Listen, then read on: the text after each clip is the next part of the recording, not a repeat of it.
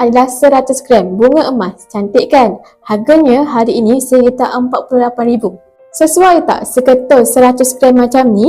Boleh menyara sebuah keluarga sekurang-kurangnya 6 bulan. Kalau kita ada RM48,000 dalam akaun bank hari ini, belum tentu nilainya kekal 10 tahun akan datang. Cuba bandingkan RM200 sekarang dengan RM200 10 tahun lepas.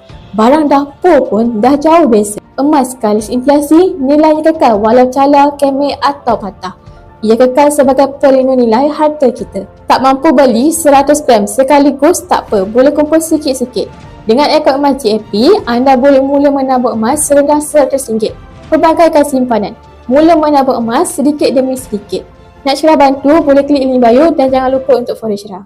Ini adalah 100 gram bunga emas. Cantik kan? Harganya hari ini sekitar RM48,000. Sesuai tak seketul 100 gram macam ni?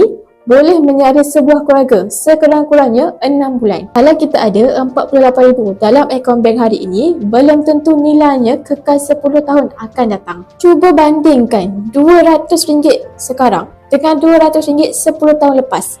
Barang dapur pun dah jauh beza. Emas kalis inflasi, nilainya kekal walau cala, kemek atau patah.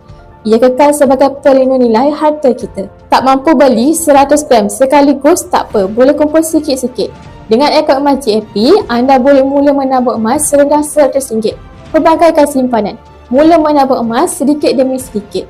Nak cerah bantu, boleh klik link bio dan jangan lupa untuk follow cerah.